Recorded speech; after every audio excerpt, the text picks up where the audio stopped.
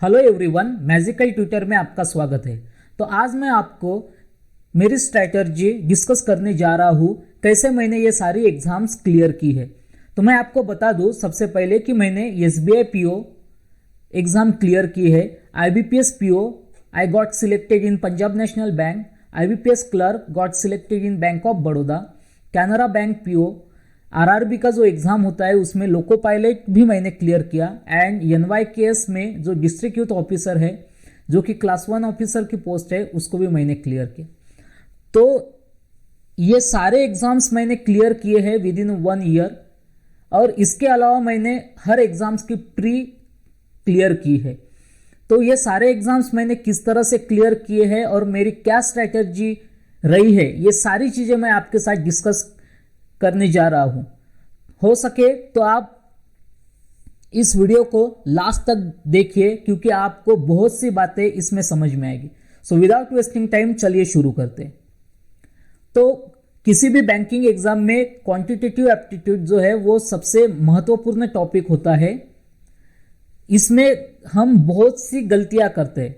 सो सबसे पहली गलती हम करते हैं कि हम वैदिक मैथ्स पढ़ने में बहुत सारा टाइम वेस्ट कर लेते हैं, क्योंकि हमें सबसे पहले यह बताया जाता है कि विदाउट वैदिक मैथ्स हम एग्जाम में स्कोर नहीं कर पाएंगे। तो ये गलत बात है। हमको वैदिक मैथ्स ज़्यादा पढ़ने की ज़रूरत ही नहीं है। तो हमें क्या पढ़ने की ज़रूरत है? सबसे पहले हमें टेबल्स जो होते हैं वो पूरी तरह से याद करने चाहिए। तो टेबल्स जो 11 से लेके 30 तक पूरे टेबल हमको याद होने चाहिए। दूसरी बात, हमें जो स्क्वायर है और स्क्वायर रूट है, स्क्वायर और स्क्वायर रूट ये हमें 30 तक याद होने चाहिए। और तीसरी बात, हमें परसेंटेज में जो फ्रैक्शन होते हैं वो याद होने चाहिए।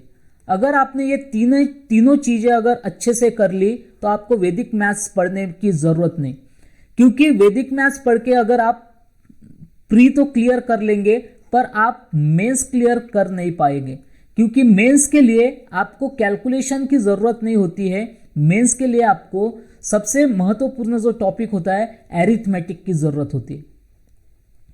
और हम प्री में एरिथमेटिक के क्वेश्चन स्किप कर लेते हैं, पर हमारा फोकस सिर्फ प्री एग्जाम में नहीं होना चाहिए, हमारा फोकस मेंस एग्जाम्स में होना चाहिए। तो अगर आप क्वेश्चंस कोई भी मेंस का पेपर अगर देखेंगे तो आपको वहां पे जो डेटा मोस्टली क्वेश्चन आते हैं डीआई पे आते हैं, डेटा इंटरप्रिटेशन पे आते हैं। और पहले डेटा इंटरप्रिटेशन बहुत ही सिंपल होते थे। अभी जितने भी डेटा इंटरप्रिटेशन है वो सब एरिथमेटिक बेस पे आते हैं। तो अगर आपका एरिथमेटिक का सेक्शन अगर अच्छा है तो ही आप बैंकिंग एग्जाम में सिलेक्शन ले पाएंगे, अदरवाइज आप सिलेक्शन नहीं ले सकते। तो आपका एरिथमेटिक का सेक्शन आपको किस तरह से परफेक्ट करना है इसके लिए मैं आपको कुछ टिप्स बताऊंगा। मैंने क्या क्या स्ट्रैटेजी अपनाई थी ये भी आपको मैं बताऊंगा।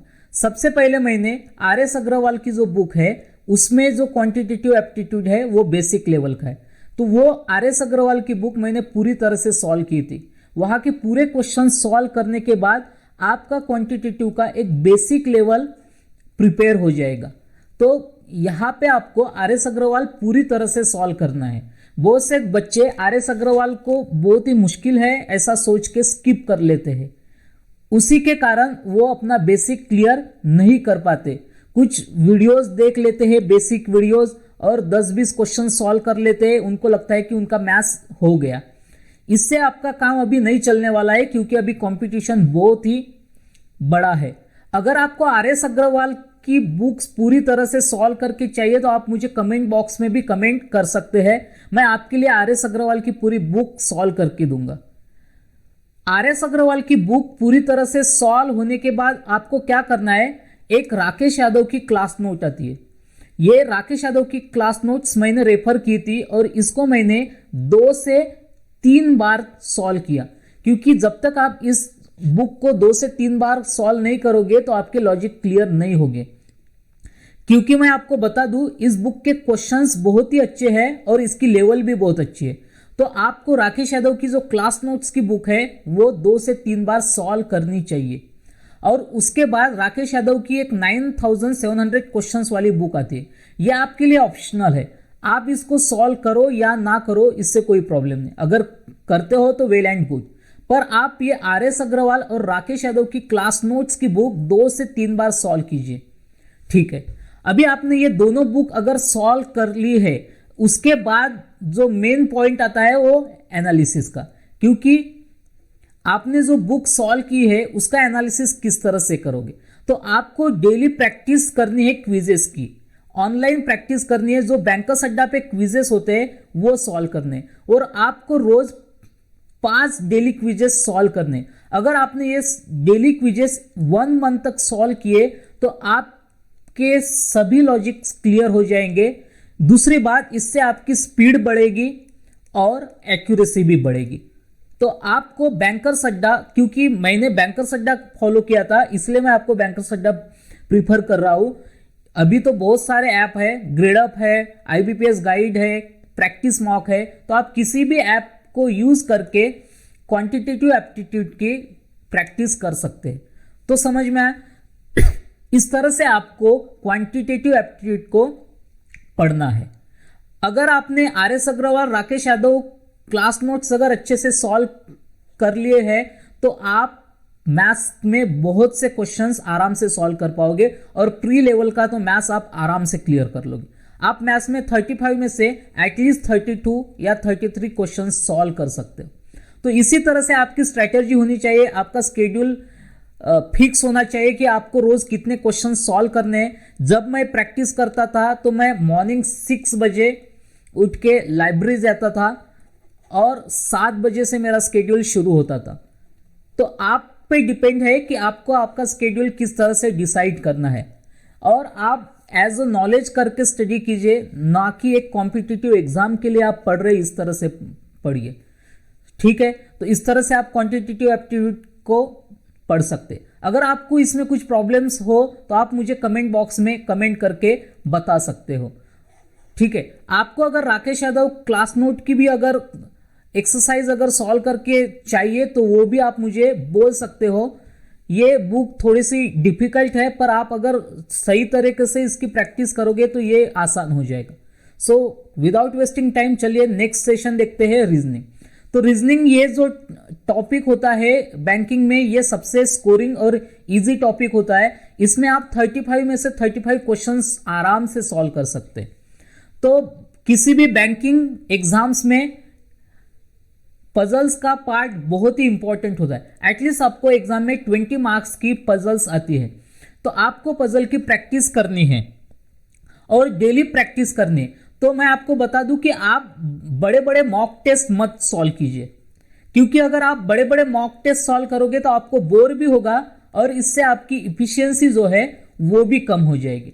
तो आपको क्या करने हैं, जो छोटे छोटे क्विजेस आते हैं उसको सॉल्व करने। तो छोटे छोटे क्विजेस सॉल्व करने के बाद आपको इसका एनालिसिस करने में भी ज्यादा इंटरेस्ट आएगा, तो आप एनालिसिस अच्छे से कर पाओगे और इससे आपकी स्पीड भी बढ़ेगी। तो मैंने मॉक टेस्ट की जगह प्रीफर किया था क्विजेस की प्रैक्टिस ज्यादा करना, और क्विजेस की प्रैक्टिस ज्यादा करने की वजह से मेरी स्पीड जो है वो ज्यादा मतलब इंप्रूव हो गई थी और मैं एनालिसिस भी बहुत अच्छे से कर पाता था, ठीक है। एग्जाम को जब कुछ दिन बाकी है तब आप मॉक टेस्ट की प्रैक्टिस कर सकते हो, पर अभी आपको क्विजेस पे ज्यादा फोकस करना है। और आप पजल्स के लिए बैंकर्स अड्डा मुझे ऐसा लगता है कि अच्छा ऐप है, आप उसको यूज कर सकते हो। तो नेक्स्ट है इंग्लिश। बहुत से बच्चों का इंग्लिश वीक होता है और इसके वजह से वो बैंकिंग एग्जाम में सिलेक्शन नहीं ले पाते हैं। तो मैं आपको बता दूं कि आपने अगर ये स्ट्रैटेजी अगर फॉलो की तो आपको इंग्लिश में कोई भी प्रॉब्लम नहीं होगा। तो बहुत से बच्चे don't more focus on grammar, क्योंकि हम ग्रामर पढ़ते रहते हैं और ग्रामर पढ़ते पढ़ते बहुत सारा टाइम वेस्ट कर लेते हैं। मोस्ट फोकस ऑन रीडिंग आप, क्योंकि जो बैंकिंग की जो इंग्लिश होती है वो रीडिंग बेस ज्यादा है, ग्रामेटिकल बेस कम है। तो आप रीडिंग पे ज्यादा फोकस कीजिए। जितना आप रीड करोगे उतना आपकी लैंग्वेज इंप्रूव होगी, क्योंकि इंग्लिश को आप एज अ लैंग्वेज पढ़िए, ना कि एज अ सब्जेक्ट पढ़िए। तो इसमें मैंने क्या किया था, सबसे पहले मैंने रोज डेली 10 to 20 वर्ड्स अलग से याद कीजिए। इसका एडवांटेज आपको बहुत ही अच्छा होगा, क्योंकि बहुत से बच्चे क्या करते हैं, न्यूज़पेपर पढ़ते हैं, उनको लगता है कि न्यूज़पेपर में जो वर्ड्स है बस उतना ही करने से हमारी इंग्लिश इंप्रूव हो जाएगी। तो मैं आपको बता दूं कि आप जो वर्ड्स है वो रोज डेली याद कीजिए। 10 से 20 तक आप वर्ड याद कीजिए। जिस सीक्वेंस में मैंने ये स्ट्रैटेजी बताई है आपको उसी तरह से इंग्लिश पढ़ना है। ऐसा नहीं कि आपने पहले इंग्लिश न्यूज़पेपर पढ़ लिया उसके बाद वर्ड्स। अब क्या होगा, जब आप ये इंग्लिश के वर्ड्स याद करोगे और उसके बाद अगर आप इंग्लिश न्यूज़पेपर पढ़ोगे तो हो सकता है जो वर्ड्स आपने याद किए, 20 अगर वर्ड्स आपने याद किए तो उसमें से 5 वर्ड्स आपको इस रीडिंग में दिखाई देंगे। तो क्या होगा, आपकी जो वर्ड्स की रिवीजन है वो भी अच्छे से हो जाएगी। तो सबसे पहले आपको क्या करना है, 10 to 20 वर्ड्स डेली याद करने हैं। उसके बाद आपको इंग्लिश न्यूज़पेपर रीड करना है एटलीस्ट 1 आवर। मैं कम से कम 2 आवर्स डेली न्यूज़पेपर रीड करता था और इसमें मैं द हिंदू या इंडियन एक्सप्रेस प्रीफर करता था। मैं हमेशा इंडियन एक्सप्रेस प्रीफर करता था क्योंकि इसका जो कंटेंट है वो मुझे अच्छा लगता था और पढ़ने में भी थोड़ा सा आसान था, तो इसलिए मैं इंडियन एक्सप्रेस प्रीफर करता था। तो आप दोनों में से कौन सा भी न्यूज़पेपर रीड कर सकते। मैंने क्या किया था, मैंने ग्रामर के लिए कोई बुक यूज नहीं की थी। जो mirror of common error book है उसको मैंने सॉल्व किया था। तो वहां पे जो ग्रामर था वो मैंने स्टडी नहीं किया था। इस बुक में 200 से 300 क्वेश्चन सेट दिए हैं जो कि एग्जाम्स में आए हुए पूरे क्वेश्चंस इसमें दिए हैं। तो उस क्वेश्चंस की मैंने 2 से 3 बार क्या की थी, प्रैक्टिस की थी। सो 2 से 3 बार प्रैक्टिस करने की वजह से ऑटोमेटिकली जो चीजें हैं वो क्लियर हो गई थी। और उसके बाद जब मैं न्यूज़पेपर पढ़ता था तो ये जो बुक की चीजें हैं वो मुझे न्यूज़पेपर में भी दिखती थी, तो मेरा रिवीजन ऑटोमेटिकली हो जाता था। उसके बाद मैं क्या करता था कि जो अच्छे अच्छे लोग हैं उनकी जो इंग्लिश के स्पीचेस है उसको डेली लिसन करता था एटलीस्ट 30 मिनट्स। तो लिसनिंग से सबसे ज्यादा इंग्लिश इंप्रूव होती है। आप जितना लिसनिंग करोगे उतना आपकी इंग्लिश अच्छे से इंप्रूव होगी, ठीक है। और अगर आप चाहो तो राज्यसभा टीवी नाम का एक चैनल है, राज्यसभा टीवी चैनल को भी आप फॉलो कर सकते हो। इसमें अच्छी अच्छी न्यूज़ होती है इंग्लिश में। अगर आप वो भी सुनते हो तो इसका आपको करंट अफेयर में भी फायदा होगा। तो आप अच्छे अच्छे लोगों के स्पीचेस सुनिए, इससे आपका इंग्लिश इंप्रूव होगा। जब आपके पास वक्त होता है, जब आप घूमने जाते हो वगैरह, उस समय आप ये काम कर सकते हो। और ये सारी चीज़ें होने के बाद हमें कुछ एनालिसिस करने के लिए थोड़ा सा प्रैक्टिस भी करना जरूरी होता है। तो मैं 2 से 3 इंग्लिश की क्विजेस सॉल्व कर लेता था और बैंकर्स अड्डा ऐप से ही मैं क्विजेस सॉल्व कर लेता था। अगर मैंने 2 भी क्विजेस सॉल्व कर ली तो मुझे पता चल जाता था कि मैंने जो अभी ये सारी चीज़ें आज पढ़ी है तो उससे मुझे कितना एडवांटेज हुआ है। तो अगर आप ये इंग्लिश की स्ट्रैटेजी अगर यूज़ करते हो तो 2 से 3 महीने में आपकी इंग्लिश बहुत अच्छी हो जाएगी। सो आज के लिए बस इतना ही। अगर आपको करंट अफेयर के लिए कोई स्ट्रैटेजी चाहिए तो आप मुझे कमेंट बॉक्स में कमेंट कर सकते हो, क्योंकि मुझे SBI PO में 38 मार्क्स थे आउट ऑफ 40। तो अगर आपको चाहिए तो करंट अफेयर किस तरह से पढ़ना है, किस तरह से नोट्स बनाना है और उसको किस तरह से याद रखना है, स्टैटिक्स जीके किस तरह से पढ़ना है, ये सारी चीज़ें मैं आपको, उसके बाद बैंकिंग के लिए आप क्या किस तरह से पढ़ सकते हो, ये सारी चीज़ें मैं आपको इसमें बता सकता हूँ अगर आप कमेंट बॉक्स में मुझे कमेंट करते हो तो। सो आज के लिए इतना ही। Thank you so much.